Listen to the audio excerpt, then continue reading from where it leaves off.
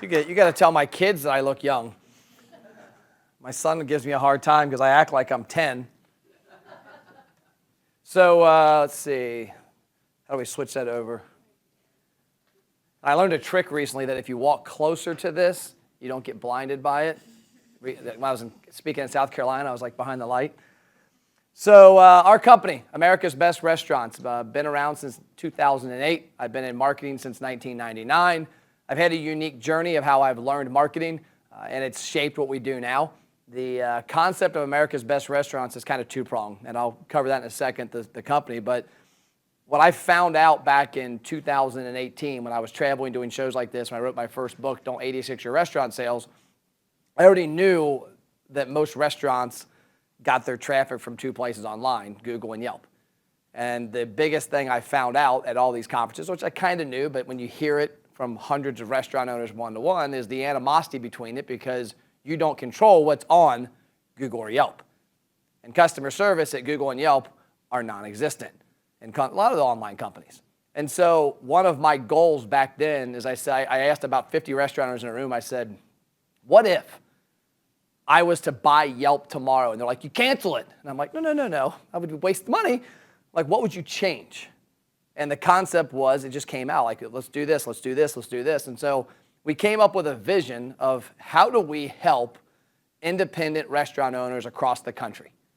How do we help them understand, attract, build, retain? How do we help them learn marketing? How do we help them get their story out? And that's where America's Best Restaurants has kind of morphed into over the past couple years. If you'll go to the next slide. So who am I personally? I always like to let everybody know who I am. That's me, to my wife, Christy. We've been married 22 years and a couple months.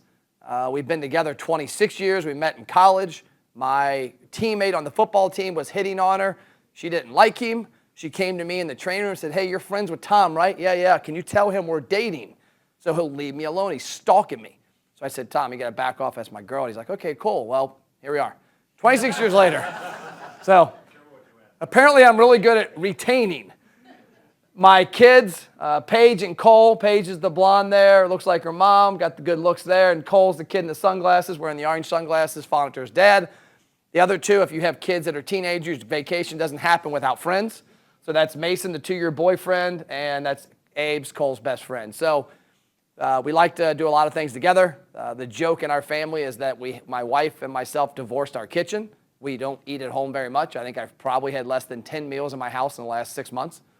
We have a great kitchen, but we prefer to go to people who know how to cook food for a living. And we support restaurants. I literally eat out almost every day, breakfast, lunch, and dinner. I rarely eat anywhere else. And that's one thing also from my standpoint that's allowed me to understand the business more. This week, I had planned on spending more time here with y'all and watch some of the sessions.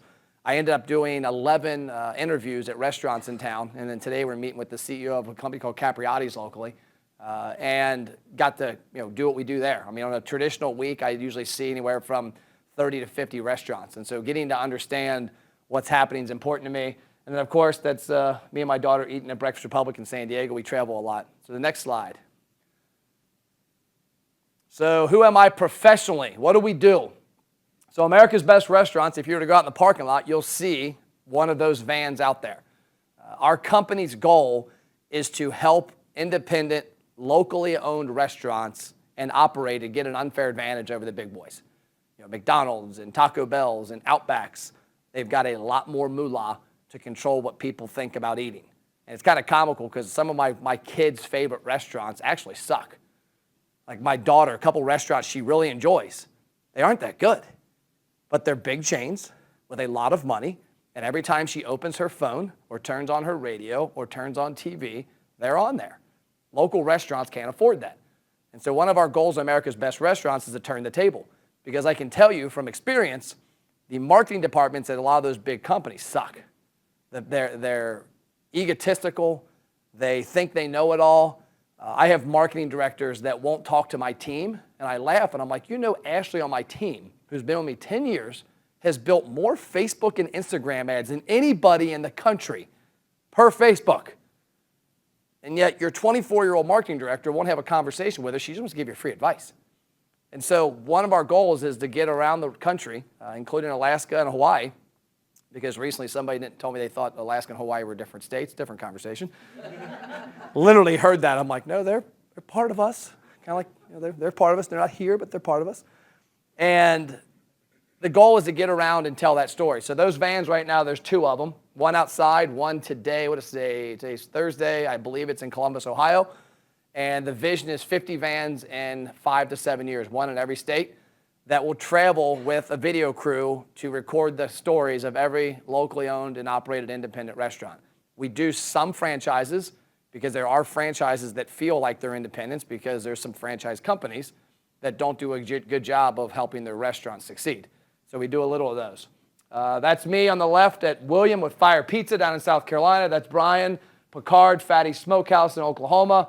And then I can't remember his name. I think it's Billy, and he is in South Carolina. That is a Fruitables. So next slide. So our company has 2 divisions. The restaurant marketing division, which works with hundreds of restaurants across the country. We have none in Alaska. I was actually thinking about that the other day because I'm like, America's best restaurants. We don't have any clients in Alaska and Hawaii, so I guess I got to figure that one out because we got to cover the whole country. And then America's Best Restaurants, which is the media company which travels and tells a story. We just relaunched America's Best Restaurants, the show. It's on YouTube. We film anywhere from between the 2 vans right now, 60 to 80 episodes a week. We did 5 yesterday. We did 5 Tuesday night. We're in and out of restaurants in an hour and 15 minutes. And the goal is to go in there free of charge and chronicle that restaurant story. Who are you? Why should consumers come to your place every week? Because I grew up with Cheers and Norm, and I think restaurants need more norms. If you have more norms, you survive longer. If you have less norms, you're out of business. And so our goal is to go in there and find restaurants people need to eat every week, tell their story. We chop that content up into about 30 to 40 pieces of content on Facebook, Snapchat, Instagram, TikTok, LinkedIn, and then we direct it all to YouTube because YouTube, you can control the distribution of it. And then eventually there'll be a show on like Netflix where we travel with all the vans and see behind the scenes. But that's our vision and our goal. It's an audacious one, is we've identified about 225,000 independent operators across the country that are good.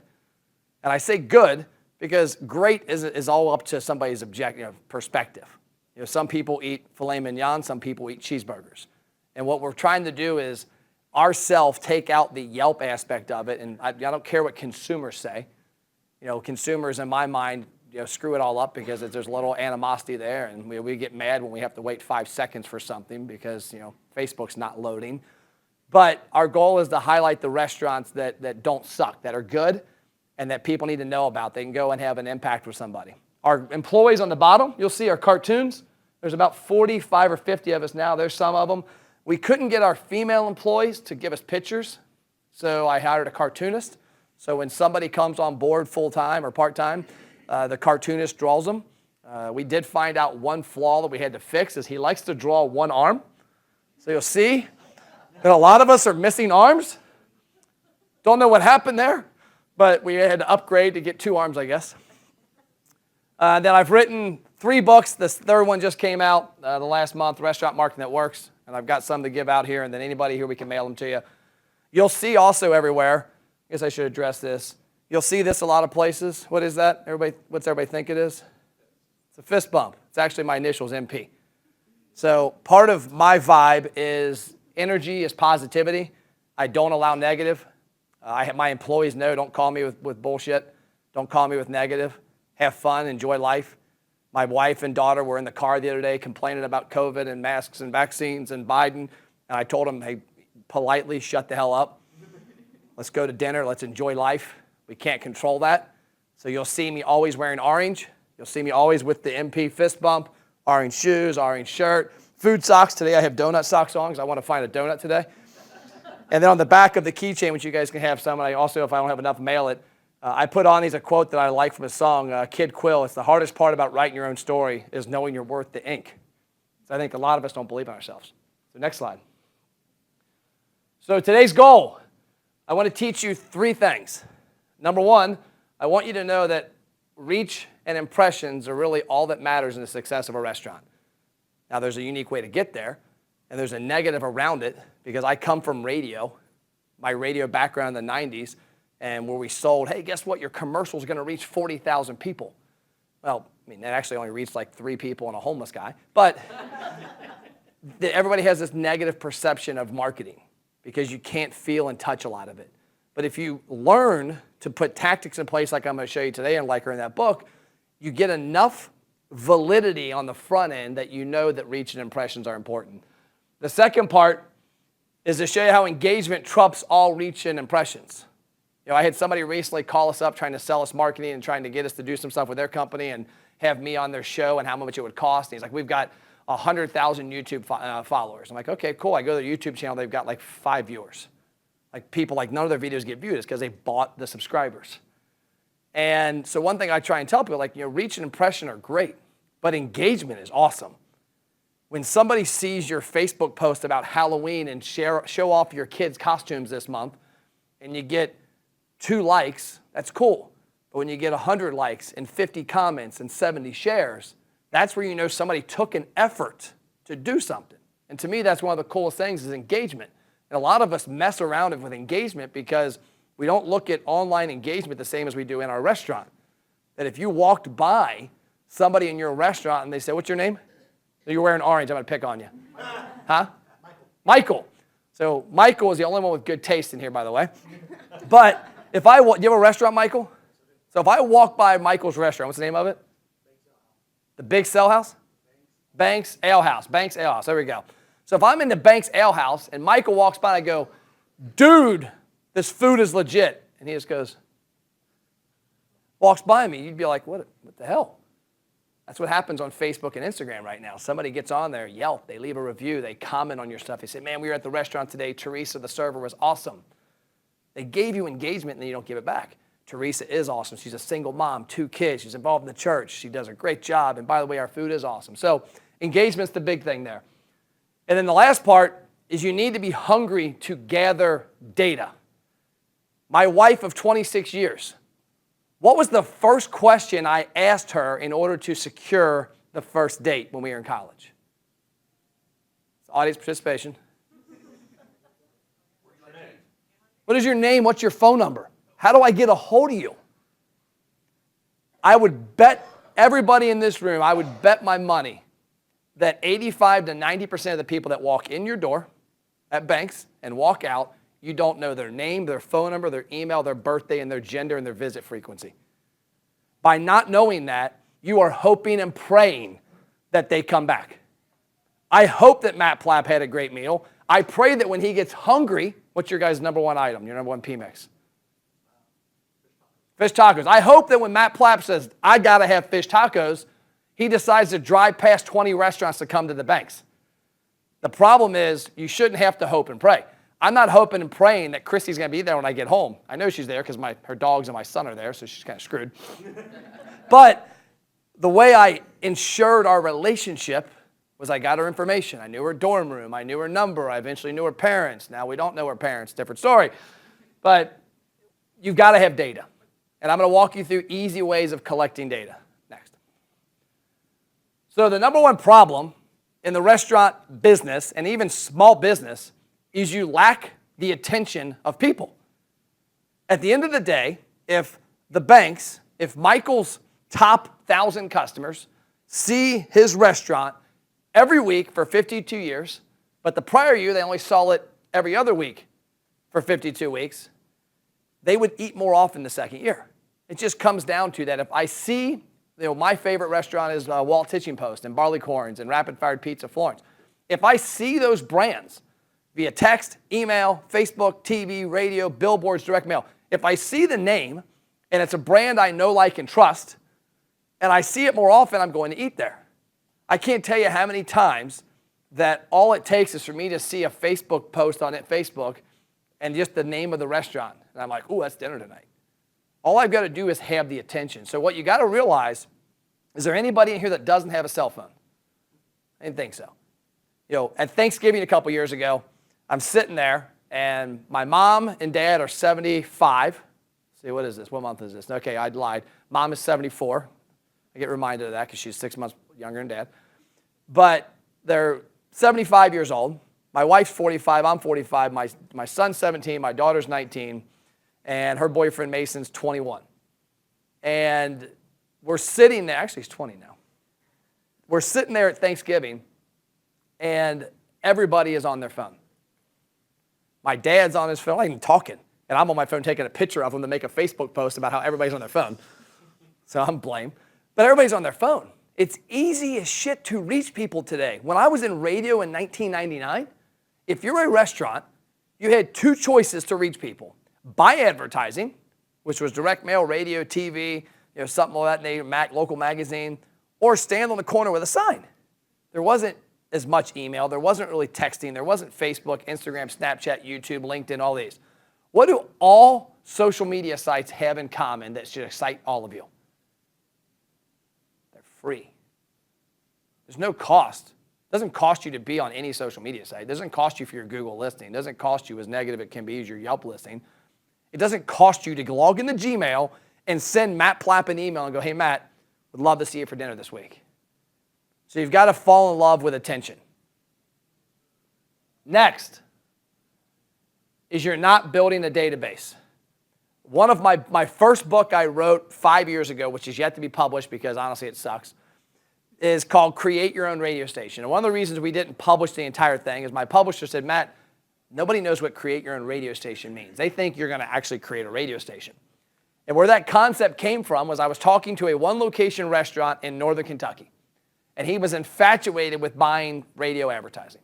Because everybody wants to be on the radio. Your friends hear you. There's that little ego part that your friends hear you. They heard your commercial. They saw you on TV, whatever. And I pulled up a map.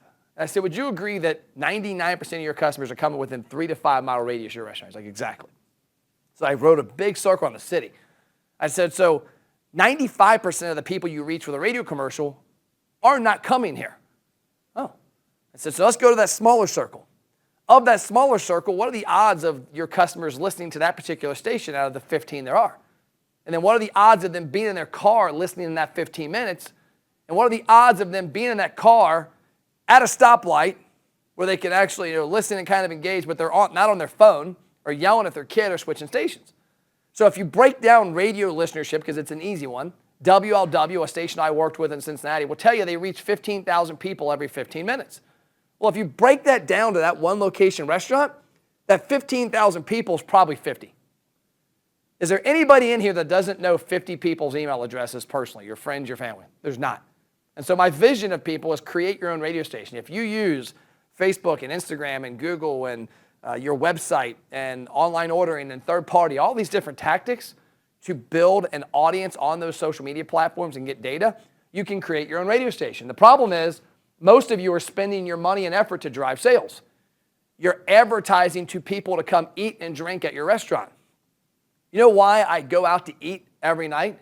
The number one reason? It's to spend time with my family. It has nothing to do with your food or drinks. And so the problem is a lot of restaurants spend time and money driving sales. Matt, come eat here, come drink here, come eat here.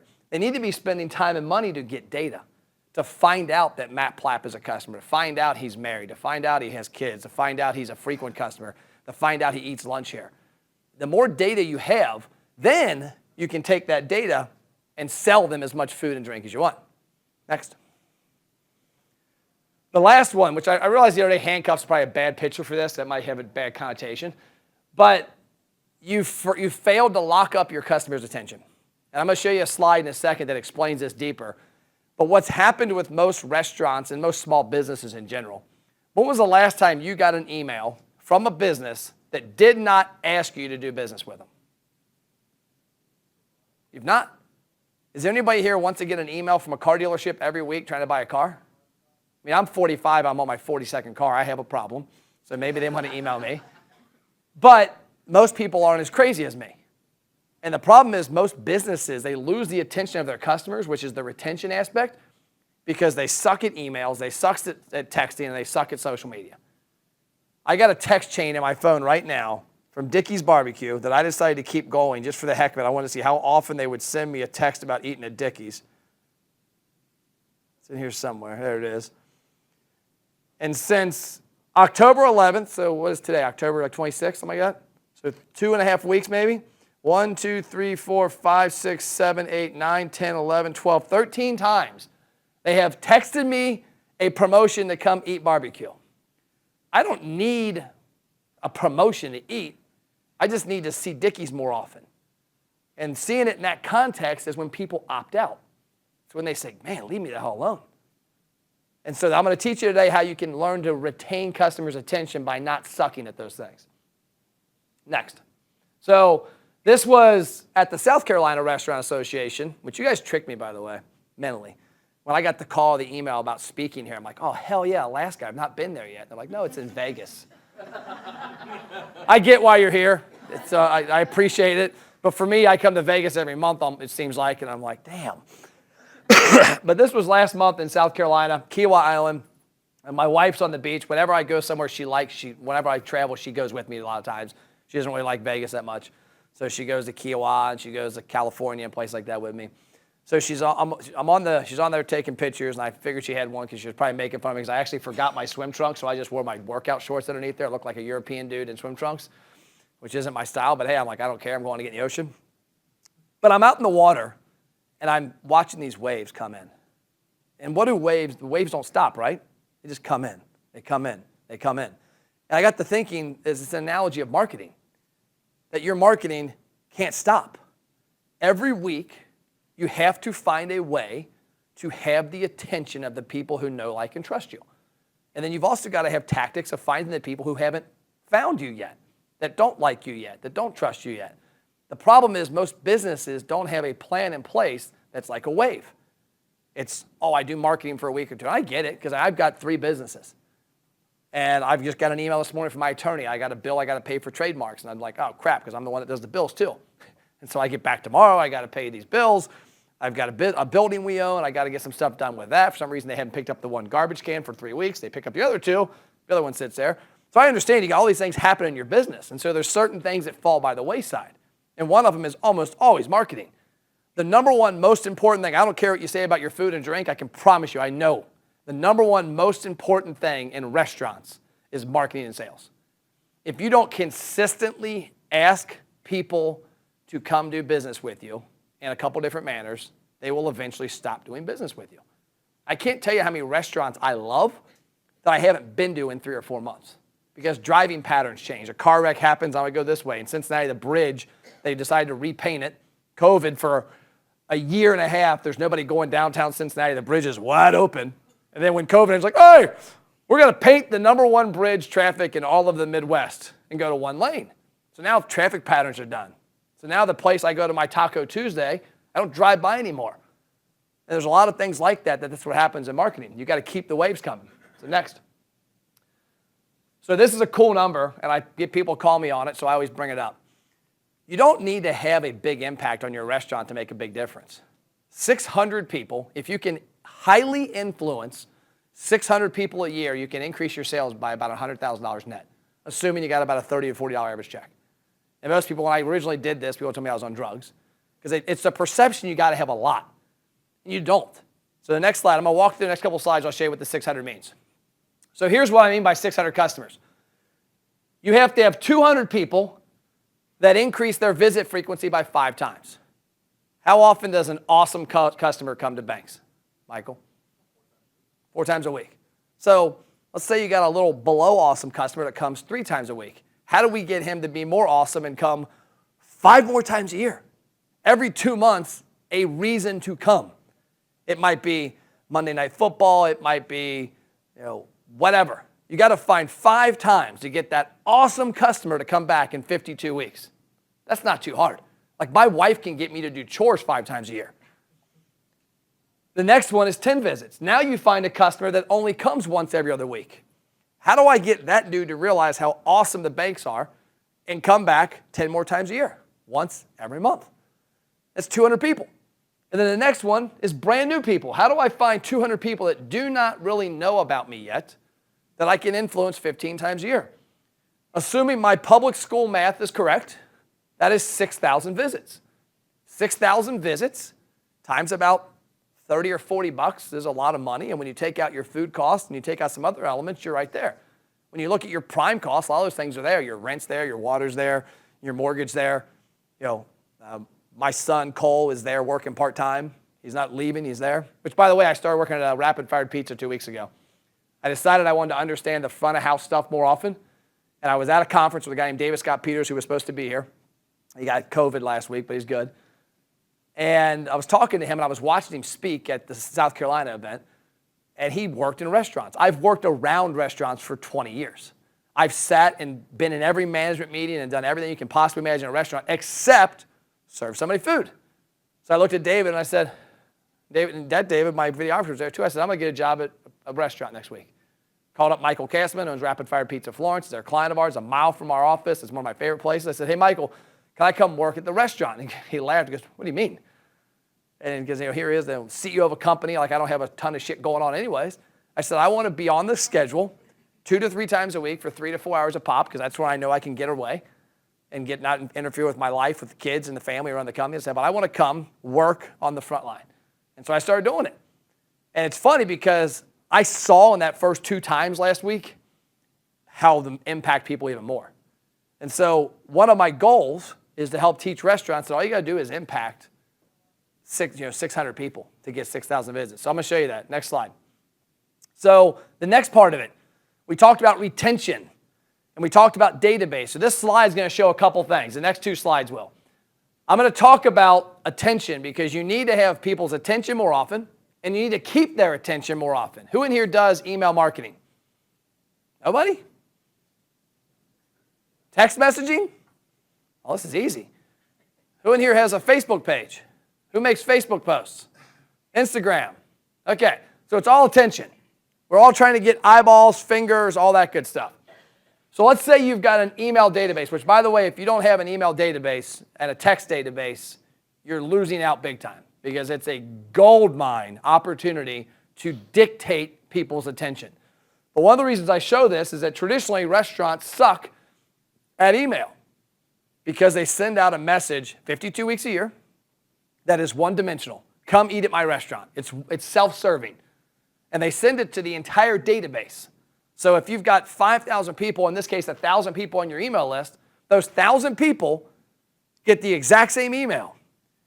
My daughter Paige, who's 19, me, my wife, if we're on your email list, we all get the same exact email. I can tell you there's a lot of differences between me and my wife, and me and my daughter, and my wife and my daughter. And so if you're trying to market to everybody the same, you're going to lose. How many of you people on your Facebook post have an avatar that before you make the Facebook post, you know exactly who you're talking to? Nobody. Like this whole presentation, my avatar is Michael. It's the reason I picked him. He's a restaurant owner. He likes orange. I'm going to use my examples because it's going to relate more to him. I'll have his engagement more. When you make a Facebook post, when you make an email, when you make a text, who the hell are you talking to? Because if you make a Facebook post and think you're going to get my attention and my wife's attention, you lose. Most radio stations, if you go into a good, well-run radio station, AM talk station, the program director will have a list on the wall. A lot of them will have a cardboard cutout. And the on-air personality will stand in front of that cardboard cutout every day they go on air, and let's say, this is Will. He's 45, he's white, he's married, he's got 2 kids, he makes $100,000, he drives a Chevy Tahoe, he works in this job. And they tell them, you read those off, because the next time you grab the microphone to be on the radio, you're talking to Will. Because if you talk to Will, you will attract people just like Will. And then you'll catch the fringe. And then the great part is you'll be targeted. And so the one thing you need to be in all your marketing is targeted. And so when you look at this example, this is what most restaurants, like I'll use email as an example, looks like, even though nobody here has email. Has anybody got AOL? Okay, I got a little laugh there. Remember you've got mail. Buddy of mine, Chris Patterson, Ryan knows pretty well in the back, he was responsible for the DVDs that got mailed out. Like that was his job back in the day. So list size, you got 1,000 people on your email list. You're going to send an email every week, because that's what the books tell you to do. You're going to send 52,000 emails a year. What's going to happen is that you're going to start, let's just imagine it's brand new. You open up, you do a grand opening, you get 1,000 people give you their email address. It's going to start with about a 40% open rate. So 400 people each week are going to go, checking this out, checking out this restaurant. By the end of the 52 weeks, because they are annoyed, you are now down to a 10% open rate. So you went from 400 people to 100 people. A lot of them are your families. Your mom. Like I can make a post right now that just said, shot a dude. My mom would share it. Yes, my son shot a dude. So it's the same way. I didn't. My wife's got the guns. So when you look at that, that's 5,200 opens by the end of the year. And then typically restaurants get about a 1% click because you're very poor, most businesses, and when I say restaurants, I'm not picking on you, it's most businesses, you're very poor at getting people to take an action from an email because you don't ask them to. Hey, here's our new shrimp, our fish tacos, the new menu, we got 3 new flavors. Somebody opens it, looks at it. Get them to have to do something. Want to see the new flavors? Click here. Now you get people to click. But at the end of the year, if you look at that, you've gotten 5,252 impressions from the opens and clicks. Next slide. Now I want you to imagine this. Let's say you don't do a poor job of asking for people's information. Like how many people come in a week, Michael? 5,200. So 5,200 people a week. Let's say unique people annually, 20,000 people. So 20,000 people. So let's imagine you kick butt on Facebook and on Instagram and on your website traffic, and you have a tool of getting people's data, scraping it from the third-party server. Do you guys have third-party in Alaska? Is that big up there like it is down here? Like Uber Eats and all that stuff? Okay, good. Thank God. Don't do it. So let's imagine you have tactics in place to build a list of 10,000 people. And let's imagine that you don't email those 10,000. Let's say you have on the most basic element, you know that 5,000 are women and 5,000 are men. And you say, you know what, I'm not going to talk to people every week. I'm going to talk to my women every other week and my men every other week. And so now you sent 26 emails. So now you've got 10,000 people that got an email basically every other week. You've got 260,000 sends. And what happens when you email people less frequently, you become a little more important. The McRib at McDonald's is a little more important because it's around for a couple months. I have no clue why people like it, but it's there occasionally. If it was there all the time, it never would sell. And so your email's the same way. You're a little less frequent. You get better open rates. So now you got 52,000 because you have more people and more opens. The next is click-through rate. Now your emails are going to actually tell people to do something. If I walk by my daughter Paige and say, hey, your room looks dirty, okay. She's not going to clean her room. But if I go, Paige, your room looks terrible. I just saw a guy crawl out of there with a backpack and there's beer everywhere. Hopefully there's not beer. But if I say, clean your room by noon, or I take your Jeep keys, that shit's cleaned. So you got to kind of think of the same way with clicks. And so now I do a better job at getting clicks, and I get 1,040 clicks. And then I get secondary clicks. What's a secondary click? It's when you ask somebody to go somewhere, and there's stuff to do there. You know the number one thing people do when they go to websites? They click everywhere. Freaking, we all have clicking crap. We're like, oh, click this, look at the menu, look at this, look at this. And so you get secondary. So now all of a sudden, in a year, you've went from getting 5,000 or so impressions to 53,000 because you built a bigger list, because you didn't use it poorly, and because you asked people more often. So next. So what we're going to talk about today is attract, build, retain. Cool, I'm doing good on time. Excuse me. So the concept of attract, build, retain, and this is what you need to think about every time you market your business, is how do I attract the attention of people who should know about my restaurant more often? Like I didn't retain her. She's like, I'm out. How do I build a database from the people whose attention I attract? And then how do I retain their attention? Like I'm still at a loss for words how I retained Christy's attention for 26 years. I kind of get it though, because the other day when she called me, I answered my phone. And I wasn't a jackass like I am sometimes. And when she had a conversation about Cole, we didn't talk about me. We talked about my son and this football camp he's going to that he got invited to. And he's now playing lacrosse, which was cool. And so we're talking about this. I didn't go, oh man, got here, came to the casino, got a good run-in on the thing, went to the spa, had an awesome meal, talked to 5 restaurant guys, some girl looked at my butt, some guy called me young. You know, I didn't talk about me. And that's why I've retained Christy's attention, because I've, over the years, learned to stop talking about me. I've gotten better. The second part is everything you do, everything, you need to think about getting Christy's phone number. So when you go back, if you don't do anything you hear from here, I want you to think about Christy Plapp, and if Matt never would have got her phone number, how awesome her life wouldn't have been. Because be honest, it's great because of me. So next. So attract attention. So the definition of attract, the act or power of carefully thinking about, listening to, or watching someone or something. If I get naked right now, I will have your attention. Not in a good way, but I will have your attention. So you got to think about, how do you attract attention of people? Facebook, Instagram. Facebook's entire algorithm is based on stopping the scroll and clicking. If I were to go to Facebook, and I don't have the app on my phone, I took it off, I use it on the Safari sometimes. But if I were to, they know that I stop, and they know that I look, and they know how long, and if I click see more, which is a trick, by the way, in your Facebook post, you can put enough text to where the see more button is there, because when they click that see more, it's double attribution. Facebook says, oh, Matt Plapp stopped, Matt Plapp clicked see more. Let's find more Matt Plapps. Let's find more dudes in orange that are 45 that look 25 around a restaurant. I didn't say it. Where's he at? He said it. Next. Not all attention is created equal, though, because a lot of times your attention doesn't gain engagement. Here's generic examples of me gaining attention on Facebook. I could put up there right now a post and get 1 or 2 likes and no comments. Or I could put a question up that says Brussels sprouts, yes or no. This actually ended up getting like 50 comments. Like friends of mine are arguing over Brussels sprouts. Then the next one, which just really pissed me off, was Pop-Tarts, do you toast them or not? Like David is a reformed non-toaster. I got him to toast his Pop-Tarts last month. Like Pop-Tarts are meant to be popped. So I put that up. I ended up getting like 50 comments. I had like 3 friends of mine call me based on that post. Just like, hey, what's up? I saw the Pop-Tart post. How's life? What's going on? Man, I got a referral for you, by the way. I got a restaurant friend that needs help. Because I got engagement. If I make posts for my restaurant that do not get engagement, I'm less relevant. And so it's the same on anywhere. Google, if you're less relevant on Facebook, Instagram, TikTok, Snapchat, LinkedIn, YouTube, your website is less relevant. And the less relevant you are online, the less people see you. And the less people see you, the less they can engage in you. The less they can engage with you, the less they can give you their data. Next. Can I ask you a question about the attention? Did you do that on purpose? Is it spelled wrong? Yeah. I just wondered. Yeah. So, the post.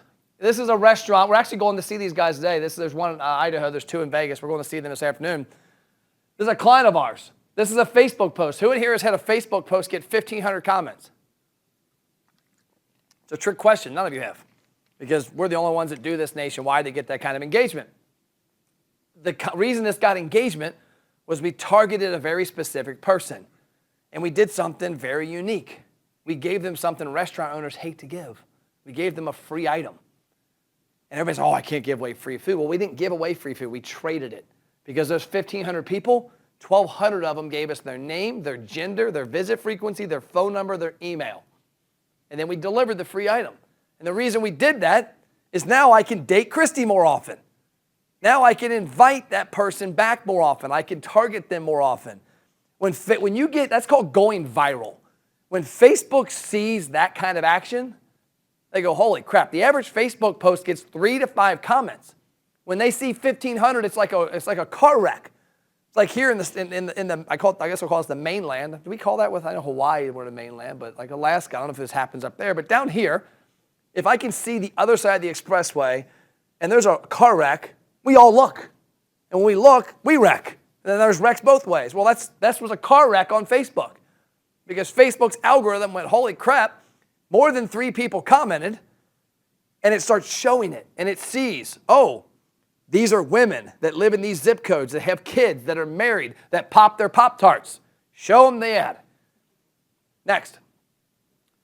So next, building your database. This needs to be a religion. No matter where you go. Like I got something here. I'm going to go to Alaska. I'm going to use this. It's in my wallet. I don't carry much in here. But I've got my free drink from Darwin. Yeah. You know what Darwin should have did? Is he should have not given me a card and said, hey, Matt, scan this QR code on here. Go here to get your free drink. Because now he gets Matt's information. In order to get the free drink, you get something in return. Because the goal is, if I live up there, Darwin, is to get me to come back for that paid drink next time, and next time, and next time. So that's one thing I want to teach you all today is about building database. So next slide. So here's the big thing that restaurants that do build a database, the big step they miss. And what I love about talking to restaurant owners, like this week, we've been to 11 restaurants. Guess how many of them were doing what I'm going to show you today? Zero.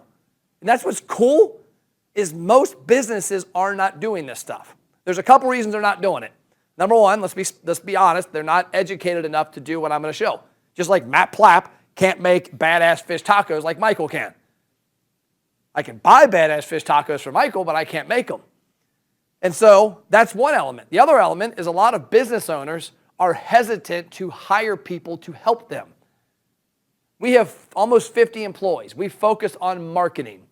David, who does our online marketing for us? Is he an employee or a contractor? Yeah, Andrew. I hired a marketing firm to market my marketing firm. Why? Because he's better at finding restaurant owners than I am online. I'm good at finding consumers. Who does my accounting? An accountant. I have an outsourced CFO. Chris Rogers meets with me every Friday and makes me do stuff I probably should be doing that I don't pay attention to. I have an attorney. I have a person that cuts my grass, a person that cleans our windows. We do what we're awesome at. I don't screw with anything else. My son, I own a gym. We have a gym at our house also. My son has a personal trainer. I could train him, but Mr. Babick is a hell of a lot better. And so that's another reason a lot of businesses don't do these things correctly, is they don't want to let go of a little money or a little control in exchange for a boatload of results. So when you're building a database, you've got to ask one question. Well, let's back that up. You got to ask three questions. I lied. I'm like CNN. Sorry. So the first thing you want to know is if I sat here all the whole presentation and didn't refer to Michael as his name, I just called him Hey You. At some point, like, what is jackass? What are they raising these kids in Kentucky like? So I want to know Michael's name. You also want to know their gender. Now, I can tell everybody's gender for the most part here. Guy in the back in orange is a little suspect. I can't tell. But you can tell their gender online as well. It's pretty easy. The next part is the most important, in my opinion, is new, lost, and frequent. If somebody's never been to your restaurant or your hotel or your nightclub, there's things they need to know that a frequent customer doesn't. If I frequent Darwin's, if I go to Darwin's 4 days a week and get a drink, I don't need to know directions. I don't need to know the hours. I probably don't need to know the damn menu. I just need to be reminded of Darwin's more often. If I'm a brand new customer, I might need directions. I might need hours. I might want to know, what's the menu like? Is it fast casual? Is it fast food? Is it fine dining? They want to know stuff. And then if I'm a lost customer, I just need a hug. Where you been? And so one thing we hammer people with is understanding you've got to get different pieces of data so that you can have different conversations. Another element we run across is 20 years ago, everybody was in love with their websites. Like I built my first website in 1999. I'm not a tech person. I made fun of Christy in college because I called her email girl. If I could not find my wife on the campus, she was in the email lab. I'm like, this is stupid. Just call a person. And now here I am 20-something years later, the email guy and text guy. But back then, if you told a business their website sucked, like it was like you just like smacked their baby. Well, everybody now has apps. Like who in here has an app? A couple of y'all? Most of your apps don't suck.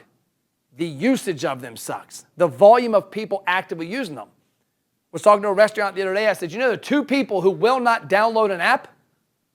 Somebody who's never been to your restaurant and somebody who quit coming. But guess what most people's marketing for their app does? It goes after everybody. No, go after your frequent customers. So I'm going to show you something in a second. Next. First, scan this. Got a phone? Anybody got a phone? You're going to get something for free if you do it. And this will be at the end as well. But one, you're going to scan this. You're going to get an email with this presentation link to you. So that way you can have these notes. So when it scans, it should open up Messenger. Is it doing that for everybody? And it's going to have now I have your name and your gender. And then it's going to ask you probably for your email and phone number, and it's going to email you the link to this presentation. And maybe is it texting it too, David? Just email. So the concept of this is, number one, for me, it's good to know who I'm talking to. Number two, if you want a free book, I've only got like 11 with me. 500 just got shipped to the office. So I've got 10 or 11 that I'll give out today. But if you're in there and you want a book, just tell me you didn't get a book and give me your address and we'll mail it to you. But the concept is to show you how simple that was. We were using QR codes like 5 years ago, and people thought we were aliens. Now, COVID comes out, and like QR codes are like the new thing. Like, oh yeah, man, QR code and everything. So I'm going to give you a quick tip before I go on to the next thing. Who has QR codes in their restaurants for the menus? Okay, so here's a cool hack. I want you to go to your web developer. Number one, do not send it to a PDF. Please send it to a page that your menu exists on in text and pictures because it's searchable by Google. But you want to go to your website company and tell them you want to duplicate that page.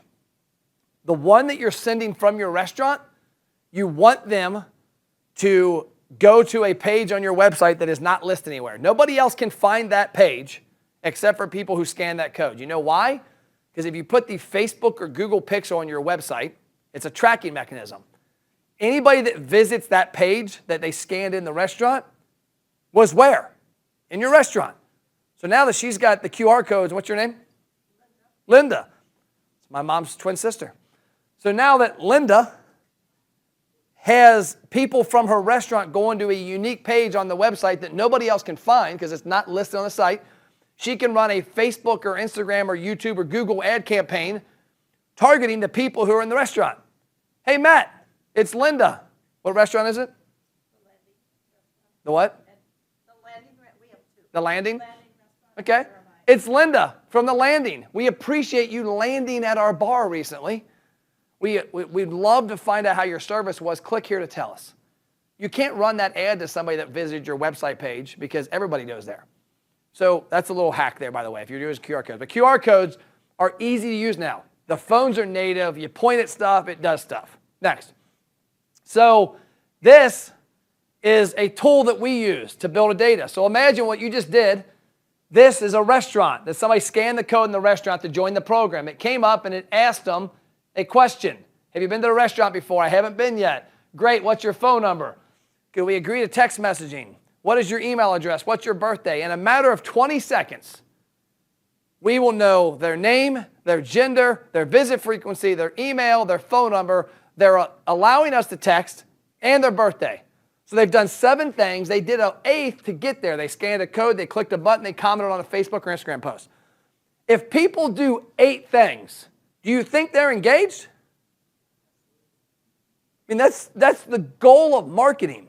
And to put it in perspective, now this will deliver 4 one-use offers or maybe a contest entry. They walk in the restaurant, I walk up to Linda, go, Linda, I've got my free fish and chips. Awesome, click the redeem button for me. Type in that you spent $12 today. Now you have positive attribution. Now you can say, hey, we're writing this company a check, or hey, I've got a person in-house running Facebook and Instagram ads. We spent $1,000. It got 1,000 people to give us their information. 250 walked in and spent $4,000. Now you know you're on the right path. All you need to know is you're going the right direction, and you just keep doing it. You keep throwing gas in the fire. But this is a tool that we developed, and I'm showing you this because there's many ways to do it, is how easy it is to get data. The cool part about this is people will do it like clockwork. We have clients averaging 800 to 1,000 people a month doing this on a couple $100 ad spend, and they're not even doing it in store. And what it comes down to is asking correctly. Like if I'd have looked at Christy at study hall when she told me Tom Ramey was bugging and said, give me your number. She'd be like, oh. But I was like, hey, girl, how you doing? I don't know. I probably had no game back then. But what this did was this, we asked people in an engaging manner to give us their information. Hey, do you want a free order of fish tacos on your next visit? Hey, do you want something for your birthday? Hey, do you want to win a $25 gift card? Cool. Scan this, click this, comment here. We're in the process of putting a plan in place with Rapid Fire that I'm working at that I'm going to train the employees. I'm in about another 2 weeks because I want to see everything. We're going to train the employees that when they walk in to ask a trivia question when they walk in. Okay, first thing, do you toast your Pop-Tarts or not? I do not. Okay, scan the QR code. It's going to take you to Facebook. Comment if you do or you don't. It's going to take you to that post. You're going to be entered to win a $25 gift card. If you do it in a fun, engaging way, if you go, hey, you like Pop-Tarts? Yeah? Scan the code. Nobody's going to do it. But we're putting things in place to get people to engage and engage to get data. And so on the other end of this is now on the back end, this particular tool has built, we know Christy, and by the way, that's my daughter, my wife, and my son when my son was a lot younger. And for a long time, her last name's not Malerno. I was using a slide on this, thousands of people seeing it. I actually had the person's name, and my assistant was like, hey, shouldn't you probably put a different first name, and I can like mask that information? So I'm like, oh, shit. So I put my wife's picture up there, and then I put somebody else, her first name. But this is somebody's information. This is their cell phone number. They spent $48 on their visit. The birthday's July 19th. They opted in. We have their phone number, their email. They left a review in Messenger. We know their visit frequency, and they completed a survey to tell us if they live or work near the restaurant, they have kids, and they're married. That's crazy data. People will give it to you if you ask in a professional, engaging manner. I went to Panera Bread about a year and a half ago, and the girl goes, you don't give me your email, do you? Swear to God. I was like, no. So next slide. So now here's the part that is key. It's key to get engagement. It's key to get data. But you got to be a ninja using it. Who in here has a mom? There's a lot of you guys who are like lab babies or some shit. So we all got moms. Maybe mom is not here with us anymore. We all have moms. So go to the next slide, please. So sweet taters, and we did this for a lot of restaurants. We look at it and say, hey, on a monthly basis, you're going to email and text different segments of your list. You're not going to email and text them something about the restaurant. They don't care. Frequent customers do not need to know about your fish tacos. They already know. What they need to know is they need to see your name more often. So what we did, this is Sweet Taters. This is in Conover, North Carolina. We did this for a lot of restaurants. But we sent out an email and said, hey, it's early April. Mother's Day is next month. We're celebrating moms all month. Click below, go to Facebook, leave a memory of you and your mom for a chance to win a $25 gift card. The email didn't say, come eat at our restaurant. Didn't say, look at our menu. Didn't say, look at our peach cobbler, which I've had their peach cobbler. It's legit. It told them to go to Facebook and leave a memory about their mom. And look at these. You can't read this because it's not up close, but you will on the slide. You know, my daughter and her daughter, she's been a single mom for a few years. She has some health issues, but she's a fighter, and she's about to be a grandmother come September. I would love her to enjoy a delicious meal with her girls. And there's a picture of them. There's 100, and this one actually went up to 170. I think there's 140, where the hell's it at? I'm blind. Somewhere on there, 148 comments. Oh, there it is up top. 211, my bad. 211 comments, 89 shares, 13,000 people reached. 3,900 people did something. It's a one-location restaurant in the middle of North Carolina. It's 20 minutes from like other humans. 3,900 people took an action. And it wasn't about eating at Sweet Taters. It wasn't about a discount. It wasn't about a free offer. It wasn't about their new menu. It wasn't about how awesome they are. It was about their mom. Our goal is to get people, and your goal is to get people to engage in your marketing. And the way to get them to engage in your marketing is to relate to them. Everybody loves their mom. Oh, my wife and her mom don't get along. Different story. But everybody has a memory. We also did this for Father's Day. We did this month for Halloween. It said, who's got cute pictures of their little ones in their phone? Click below, go to Facebook or Instagram, some of them, and leave a picture of your cute one's Halloween costume and let us know what they're going to be this year. Everybody's got them. Who in here's a mom? Who in here's got kids that are like this big? They were that big. You got pictures in your phones of them at Halloween, like they're like a little M&M, or maybe they were Shrek. The other element of this, which is unique, is this was an email that went out. It didn't go out to the entire database. It went out to women who told us they were frequent customers. So we took a 4,000 person email list and went to 800 people. And that 800 people person email list got an open rate of like 48%. Why? Because the subject line, the pre-header, and the context resonated. It was like a 60% click-through rate because we sent it to women who were frequent. And they're like, hell yeah, if we send it to new women, they don't know, like, and trust Sweet Taters yet. I'm not clicking there. I don't know these fools. Next slide, please. Next one's even cooler. So the next one, this is a higher-end restaurant, average check, 80, 90 bucks. This one has a couple of elements to it. Not only did we sent an email to their entire database. So we went everybody because it's easy. Is it pretty easy? Can anybody guess how many are in there? How many jelly beans are in that thing, you think? Has everybody got the ability to guess? 205. Okay, I don't know the answer. I'm just messing with it. But everybody can guess. So we took an excuse. Okay, we have this entire list. We want to be relevant and be engaged with everybody. We sent an email. Hey, give away a $25 gift card, which is a $25 gift card your actual probably cost because 60% of them don't get redeemed, by the way. I've tracked these like you wouldn't believe. 60% don't get redeemed. And the people who do redeem it bring friends and family with them. And the overspend covers the $4 you just spent to give away a $25 gift card. Easy giveaway. This man's giving away free drinks right here. I'm going to take his wallet and get like 40 of them and just move to Anchorage and drink all week. But I like Red Bull on ice because I don't actually drink. Do you have Red Bull? Yes. Ryan, we found our place. So what we did was we sent an email to the whole database and said, hey, we're having a contest. Win a gift card. Go to Facebook. Tell us how many M&Ms or whatever the hell those are in this jar. People go there. Here's what happens. So we make this Facebook post. So you guys picture little bubbles here. Make a Facebook post. About 50 people comment because they've got a little engagement. We then send an email to about, I think this was 900 people this went out to because this was a brand new client we did it. 900 people got an email. About 250 of them clicked through and went to the post. Now I got 300. We then sent a text a day later called a smart text. If you didn't click the email, you got a text. So we didn't waste your bandwidth if you did click the email because we don't want to bug you. But if you didn't click it, hey, if you missed it yesterday, we're doing an awesome contest. Click below, go to Facebook, and guess on this picture. They clicked it. So within about 24 hours, this Facebook post, organically, email, and text traffic, got about 500 comments. What happens is Facebook goes, oh, shit, 500 what's going on here? It's a car wreck. And Facebook is called hacking the algorithm. Now Facebook shows this to more people.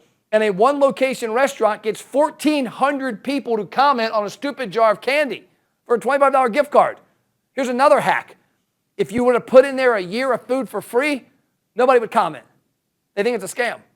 Like we've had better results with $10 to $25 gift cards than win wings for a year. Like, this is a scam. Like, it's on our Facebook page. How's it a scam? So use smaller prizes. People think they can win that. Like you put a Nerf goal on this door, I could probably dunk. You show me a basketball goal, I'm like, I don't know. If you tell me, hey, you can dunk. I don't know. Same thing here. Everybody knows they can comment, they can guess, they can win a $25 gift card. This gave us a valid reason to email our database. We didn't talk about our restaurant to this database. We gave a reason to text message. Unlike Dickies, we didn't say come eat barbecue 13 times in 2 weeks. We gave them a reason to go there. We gave Facebook something to make them excited about outside the elections. It's a joke. So on top of that, when this fires, remember that automation I showed you a minute ago where the people gave us their information? When people comment on this, it opens up Messenger. And it says, hey, Ryan, thanks for commenting on our contest. By the way, we see you're not a member of our VIP program. Would you like to join and get a free appetizer? Hell yeah. 800 of those people joined their database within 24 hours. From a Facebook post that cost nothing, from an email that cost nothing, from a text that cost about $8. And then those people joined, walked in the restaurant, and used their offer. So this is a piece of content that will give you a reason to engage your database, engage your social media audience, build more people, and at the end of the day, get more awareness. Next slide. And that's the key, is that you need to know how to retain people's attention, because if you do what everybody else does right now with email, text, and Facebook and Instagram, you're going to lose their attention. They might have started up top, they might have jumped in the middle, but eventually they leave because everybody sucks at using their marketing. If you, on a monthly basis, have conversations about, like every month there's something. You can talk about in April, Mother's Day. In May, you talk about Father's Day for June. In June, you talk about grilling out and summer picnics. In July, you talk about July 4th. In August, you talk about back to school. In September, it's high school football. In October, it's Halloween. In November, it's Thanksgiving. In December, it's Christmas. In January, it's the Super Bowl. In March, it's March Madness. And then April, Mother's Day. It works like clockwork. You just have to find valid reasons to have conversations not about you. And if you do that, it'll attract attention. Use tools, you'll build a database, and you'll retain attention. That's all I got.